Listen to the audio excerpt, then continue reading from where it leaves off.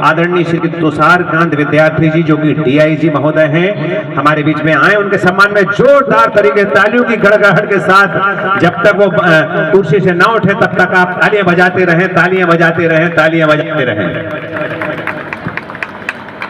मैं अजय अहिंसा जी से बोल रहा था कि मुझे कुर्सी से ना उतारें, क्योंकि भक्ति संगीत का कार्यक्रम है और उसमें सराबोर होने के लिए सारे हमारे यहाँ पे लोग मौजूद हैं।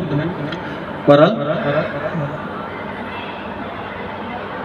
संत शिरोमणि आचार्य श्री विद्यासागर जी महाराज, आचार्य समय सागर जी महाराज, आरिका रत्न ज्ञानमती जी के अवतरण दिवस के अवसर पर आयोजित इस भक्ति संगीत के कार्यक्रम में यहाँ उपस्थित हमारे मंचासीन अतिथि आदरणीय शरद जी, आदरणीय कैलाश जी, संजय पांडे जी, मिश्रा मैडम, कलंत्री मैडम, प्रभा दीदी, हमारी वरिष्ठ जन, हमारे अजय अहिंसा जी, नितिन जी, सुधीर भैया, प्रदीप जी और यहाँ उपस्थित हमारे विजयनगर के, कंचन विहार के और मैं समझता हूँ कि संस्कार दानी के और भी जगहों से लोग यहाँ हमारे बंधु और बहनें मौजूद हैं। उनका सादर अभिवादन, जय जिनेन्द्र।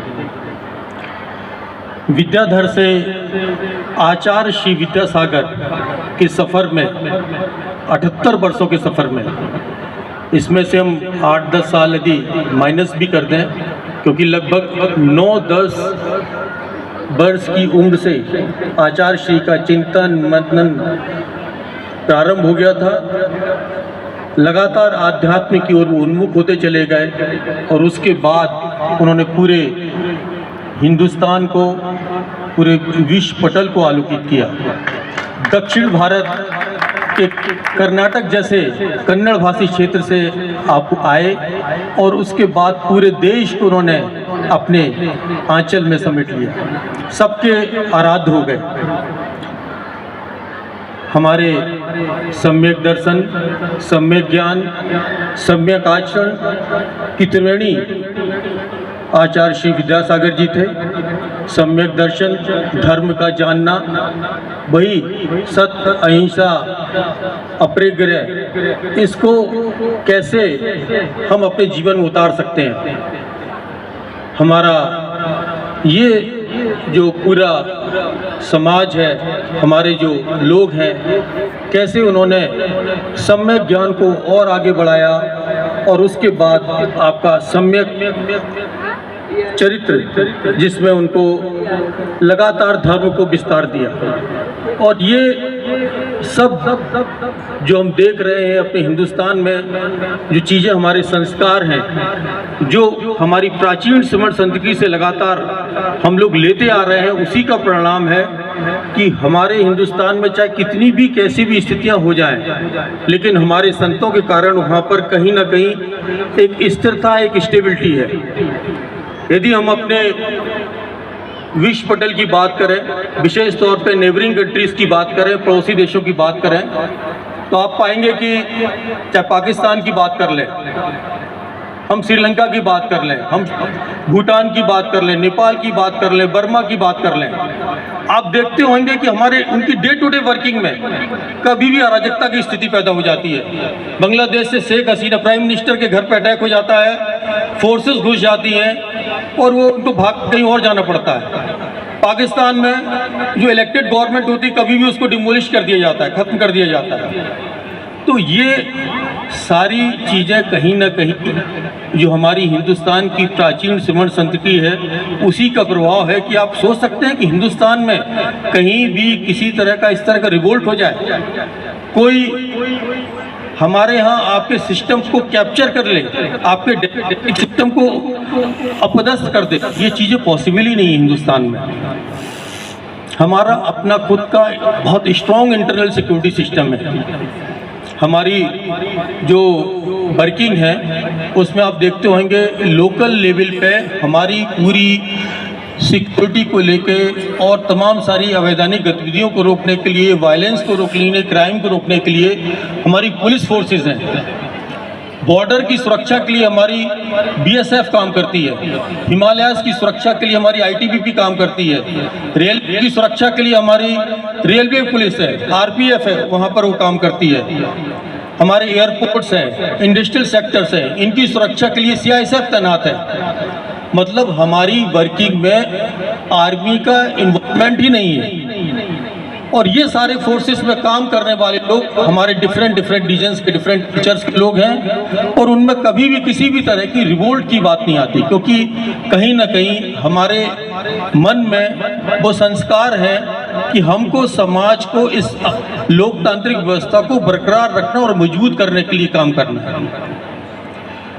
हम बहुत डेवलप्ड कंट्रीज़ की बात कर लें, यूएस की बात कर लें, वहाँ पर आप देखते होंगे, कई बार न्यूज़ में आता होगा, वहाँ पे आर्म्स लाइसेंस बड़ी आसानी से मिल जाते हैं। कोई भी बच्चा उठता है, उठा के AK-47 लेता है, पूरे अपने क्लास के स्टूडेंट्स को मार देता है, मासेकर हो जाता है, इकट्ठे 15 नरसंहार हो जाते हैं। इस तरह की संस्कृति क्या आपको अपने देश में नज़र आती है? बिल्कुल नहीं। और उसके पीछे कहीं ना कहीं हमारे संतों का, हमारी मुनियों का जो संदेश, जो समय समय में डिफरेंट डिकेड्स में महापुरुष हुए, वो संदेश हमारे कहीं ना कहीं संस्कारों को अक्षुण्ण रखे हुए है, एक सूत्र बांध के उनको कहीं ना कहीं प्रेम, स्नेह, अहिंसा की ओर मोटिवेट करता है।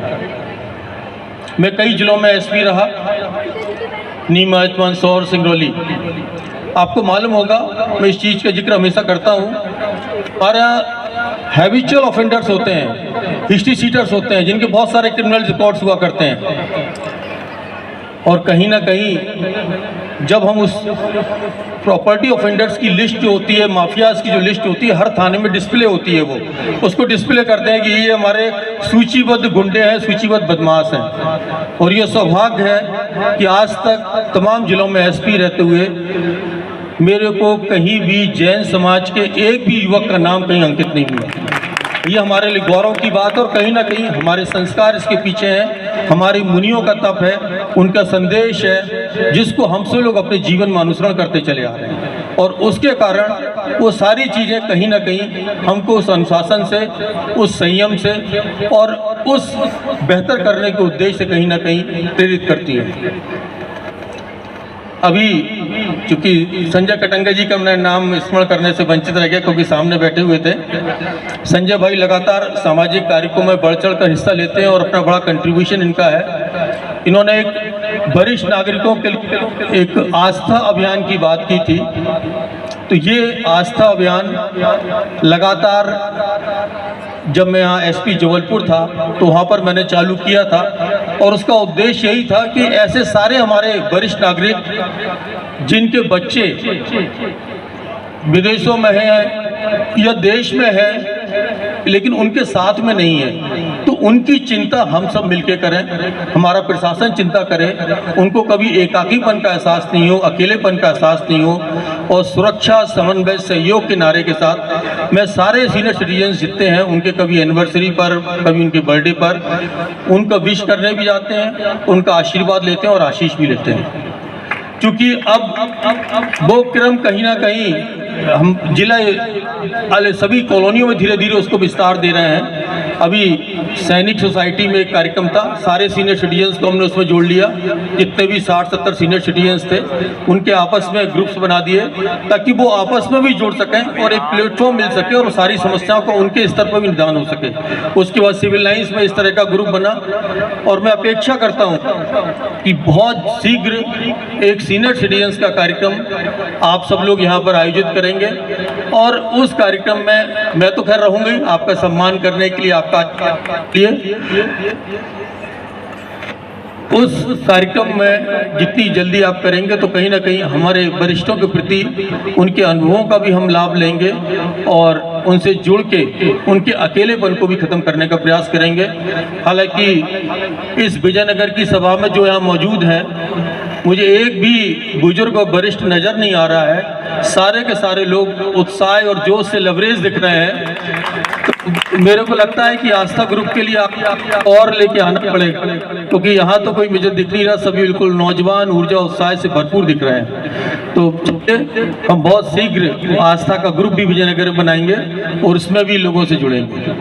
अब मैं, क्योंकि सभी लोग भक्ति संगीत के इस कार्यक्रम का इंतजार कर रहे हैं, तो सभी को मेरा पुनः अभिवादन, जय जिनेंद्र और पूज्यवर मुनीश्वरी के चरणों में शत शत नमन।